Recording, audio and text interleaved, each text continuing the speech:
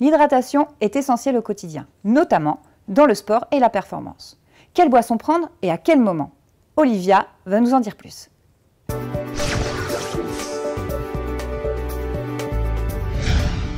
Donc là, on va parler des boissons et de l'hydratation. Ce qu'il faut savoir, c'est que le corps est composé environ 60% d'eau et qu'on a besoin de renouveler cette eau très régulièrement.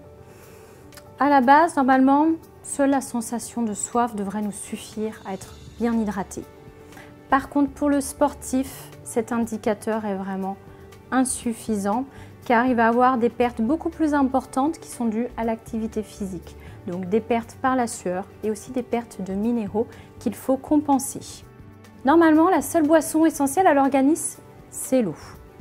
Donc là, on peut voir que tout au long de la journée, on peut boire de l'eau plate, de l'eau du robinet ou de l'eau source. Maintenant, il y a certaines eaux minérales qui peuvent être intéressantes justement par rapport à sa pratique. On peut avoir des eaux plates minérales qui vont être riches en calcium, en magnésium, donc c'est très intéressant. Ou aussi certaines eaux gazeuses qui peuvent être riches en bicarbonate. Donc là, c'est intéressant au niveau de la récupération. Donc on peut aussi bien choisir ces eaux en fonction de ces éléments, ne pas hésiter à regarder les compositions. Maintenant, il existe aussi d'autres boissons, des boissons de l'effort qui vont être adaptées surtout à certains types de sports, qui sont intéressantes parce que ça apporte de l'énergie, des minéraux. On a aussi de l'eau de coco qui est une boisson isotonique, très riche en phosphore et en potassium, donc intéressante pour la récupération. On va voir après dans quel cadre c'est intéressant de les utiliser.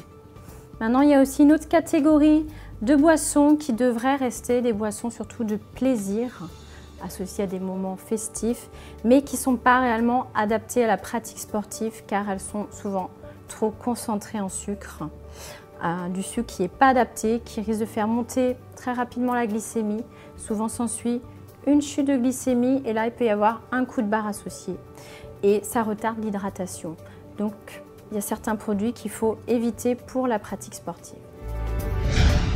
Alors ce qui va être intéressant, c'est de pouvoir adapter sa boisson à son type d'entraînement. Donc sur des efforts d'en moyenne 1 heure, sur de la musculation, fitness ou de l'endurance, à allure moyenne, normalement, seule l'eau suffit. Le tout est bien de pouvoir s'hydrater petit à petit pendant la séance. Maintenant, sur des séances un peu plus intensives, de fractionner par exemple, ou d'endurance de longue durée, là, il peut être intéressant d'avoir une source d'énergie dans la boisson pour pouvoir continuer l'effort et retarder l'effet de fatigue. Ces boissons peuvent contenir aussi, et c'est important, une petite quantité de sel pour compenser les pertes en sels minéraux.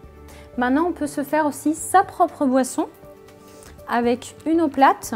On va rajouter une source d'énergie, une source de glucides, avec tout simplement du sucre blanc, à raison de 2 cuillères à soupe, pas besoin de surdoser sa boisson, ou du miel, et rajouter une petite pincée de sel. Donc l'hydratation, c'est vraiment très important pour éviter les blessures et aussi optimiser sa performance. Donc n'oubliez pas d'avoir votre propre boisson près de vous.